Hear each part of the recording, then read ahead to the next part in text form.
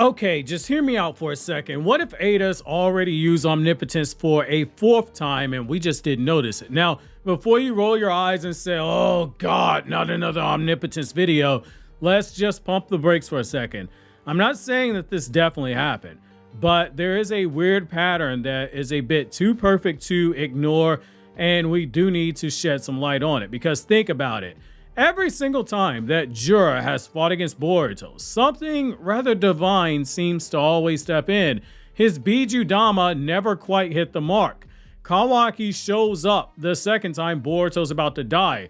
Jura himself literally said it feels like he's got divine protection. In the past, we touched on, was this something Shibai related? And it might very well be Shibai related, but not Shibai Otsutsuki himself. Instead, that should start making us question, is the story screaming omnipotence itself? I do think there's a possibility that Ada subconsciously has used omnipotence one more time off screen, like she did with the Sarda and Sumire situation, not to rewrite reality or to control hearts, which again, that's the same power. It is omnipotence, just used for different purposes, but instead to protect Boruto until she can meet him again. Basically a guardian angel, if you will. Now, full transparency, I've been thinking about this for a while, but I'm not 100% sold on it just yet. But if this does turn out to be true, it could continue to reframe Ada's entire character arc and purpose in the story.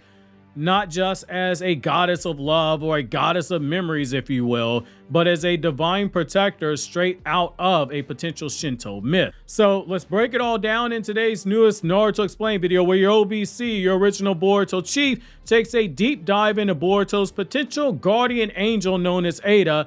Also, if you haven't already, make sure to check out that chapter review, which will be linked in the description box and in the pinned comment, as well as my new My Dress Up Darling video from my Anime Explained channel, where I discuss non-Naruto anime and manga, which will also be linked down below and in the end credits for those who are interested. So as usual, we're going to do a brief recap because there are multiple confirmed uses of omnipotence. So we have to provide that context.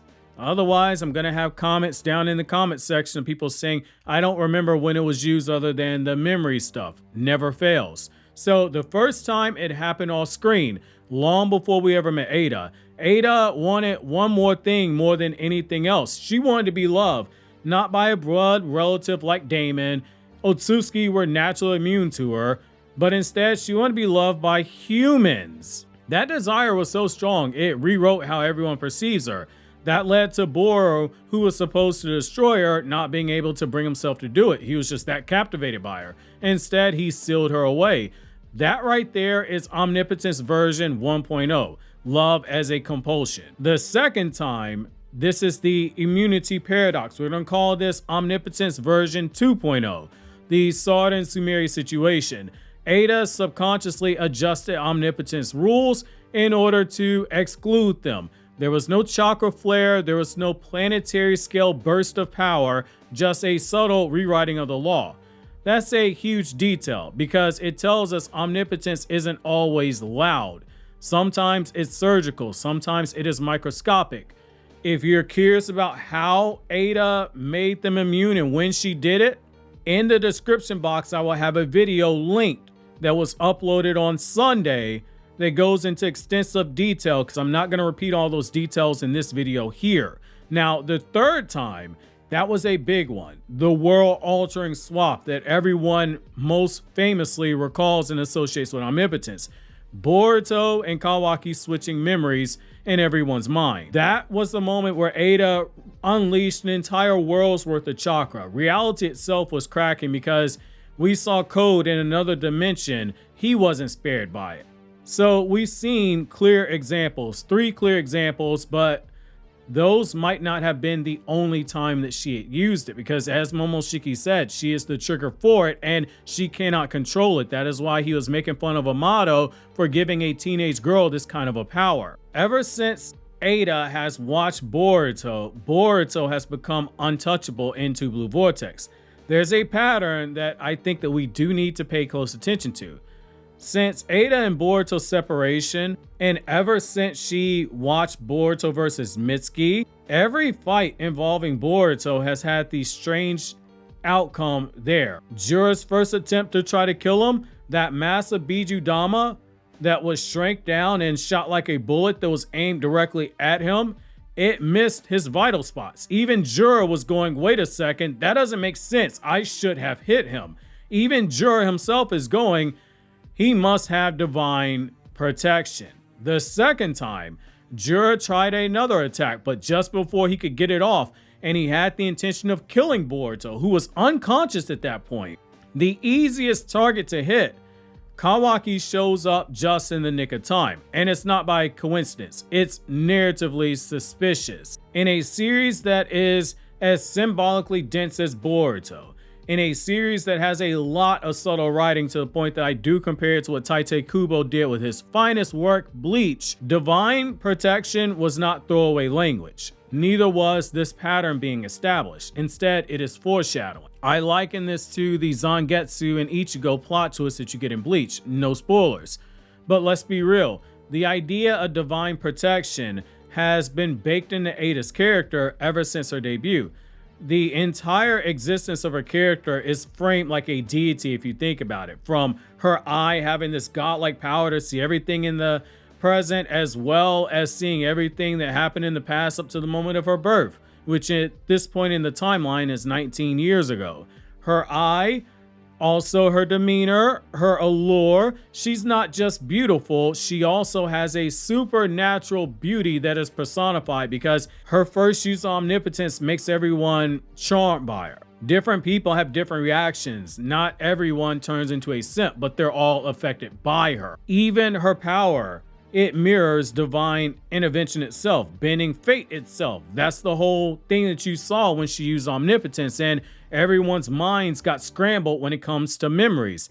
So what if Ada subconsciously pushed for Boruto's safety the moment that they parted, where she was watching Boruto and the Mitsuki stuff on playback, and then she got pulled out of it, and when she had time to think about it, she's like, I really want to meet Boruto again. There may have been a subconscious thought, please just stay alive until I can talk to you again face to face.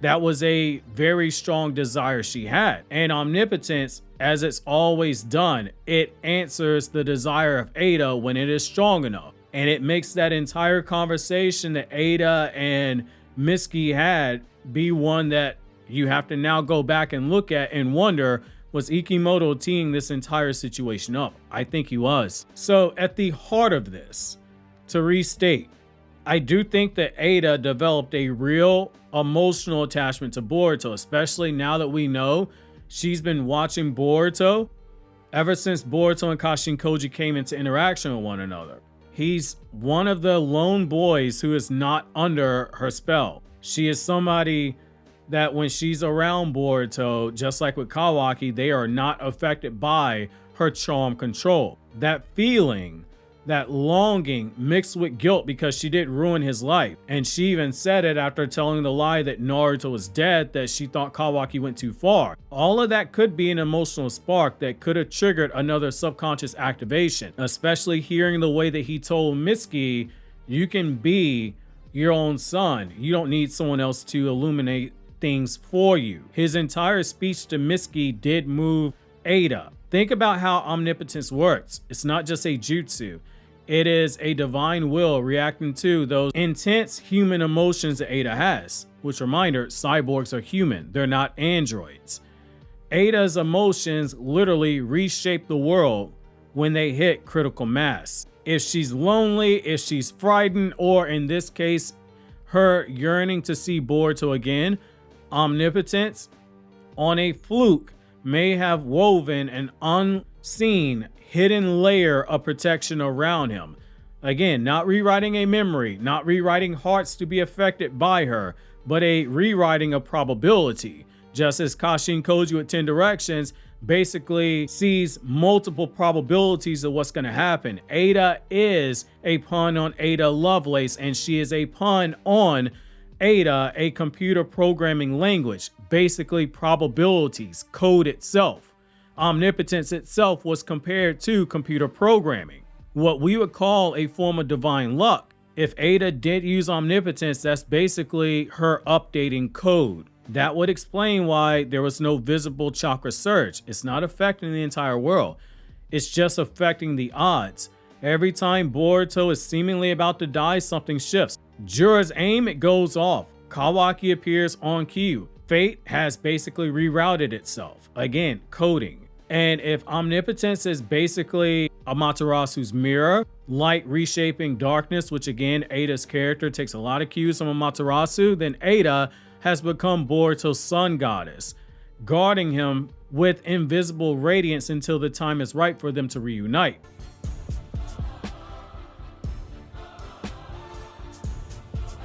Now, I want to take this a step further because there are some shrine maiden parallels here as well. So in Shinto stories, shrine maidens, which are Mikyo, act as intermediaries between the divine and the mortal worlds. They don't just command gods, they channel them in some stories. That's Ada to a T. She doesn't fully control omnipotence. That's god power. Momoshiki's like, oh, Amato, you're a dumbass for this. It moves through her. When she gets emotional, omnipotence responds. In Japanese lore, Shinto shrine maidens often serve as guardians to chosen heroes or tragic figures who carry divine burdens, kind of like Boruto is carrying a divine burden right now, ironically one that Ada placed on him. Think of how the sun goddess Amaterasu withdrew into her cave, leaving the world in darkness until she was drawn out again by Ameno Uzume. That is a story about separation, longing, and return. Sarda's character has been written with aspects of Amaterasu and Ameno Uzume. There's a connection here with Boruto, Sarda, Sumire, and Ada. Boruto and Ada's situation mirrors that almost perfectly. Ada, she's radiant but isolated, watching from afar as everything is going on. Boruto is the exiled light, chased out by the events of omnipotence and the lie that was told. He's ultimately destined to return. In this sense, her divine protection over Boruto, it isn't just power per se. It's a symbolism that we have for that Shinto archetype. She is that celestial shrine maiden who is watching over the hero who is fated to restore balance. Even her fashion, her tone, they reflect that. Ikimoto said it himself. He designed her with all those celestial aspects in order to relate to the character and her power. She is deeply emotional beneath the surface. If Ada truly is that Mikyo to Boruto's divinely chosen destiny, her subconscious, omnipotence, that's just her heart's way of fulfilling that role. Protecting the world's exiled heir from annihilation until he can complete his karmic journey, which that's going to happen when they eventually meet and talk again. There's also the Minamoto clan parallel. Longtime viewers of the channel have heard me talk about this before.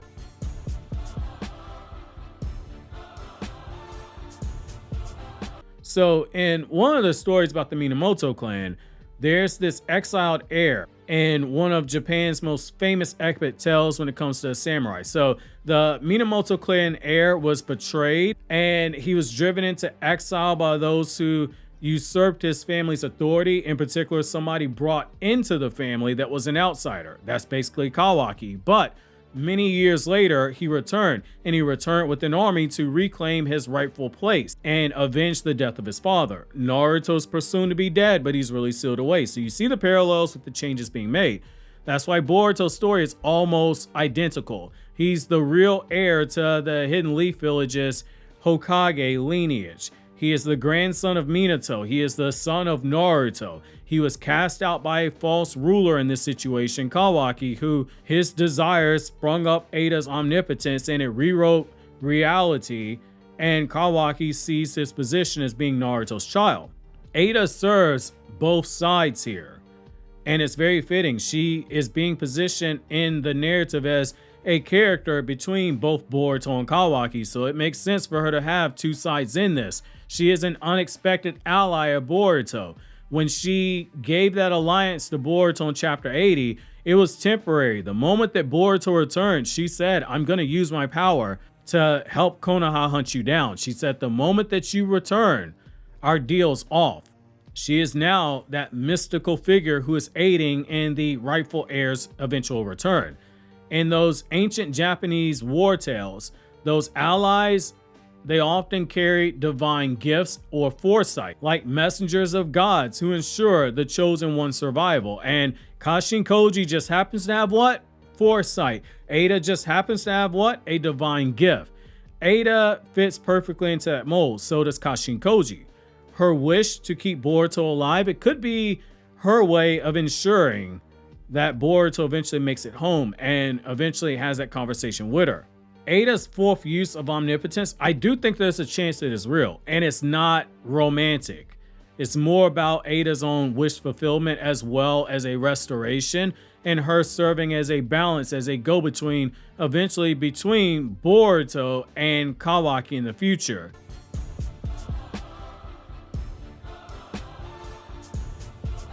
Now, there's also another psychological layer that is very important for Ada's character here. So let's break the ground for a second. So Ada's entire character arc revolves around loneliness and desire and love. Her power literally punishes her for wanting love itself. Everyone adores her except for the people that she wants. Kawaki has shown basically no interest in her. It's as we've seen Momoshiki say, those who are immune to omnipotence are destined to suffer the most. That includes the caster. So if she subconsciously used omnipotence again, it's less about power and it's more about emotion leaking through that divine energy. She doesn't even realize that she's doing it. She said it, and Momoshiki has said it as well. She can't control it. It's her loneliness that is creating these miracles. That's what makes the idea behind this both so beautiful and tragic. Because if Ada truly is Boruto's guardian angel, she's protecting him, but also binding herself to a fate and a power that she can't control. Power that grants her divinity, but it also chains her feelings of longing. And that is a poetic irony, that the goddess of love in this story might protect someone who could potentially be someone that she loves, because Boruto and Kawaki are immune, without ever getting to see him. It fits perfectly into the Buddhist undertones of attachment and karmic suffering. So did Ada potentially use omnipotence a fourth time? Maybe, maybe not, but I do think there's enough patterns there to say there's a strong possibility. Divine protection, narrative timing, emotional trigger, mythological parallels, they're all there. Ada subconsciously using powers like this, that fits in with what we're told about her character. It also fits in with her having so many elements of Amaterasu. Boruto, for as much of a story about ninjas as it is, it's also a story about gods and heirs. It's also a story about breaking free of familiar bonds and expectations. It's also a story that dabbles with the idea that sometimes the greatest miracles are the ones that characters themselves never truly notice. Obviously, if you enjoyed this video, consider subscribing and clicking here to check out that chapter review, or click here to check out that My Dress Up Darling video that I mentioned earlier.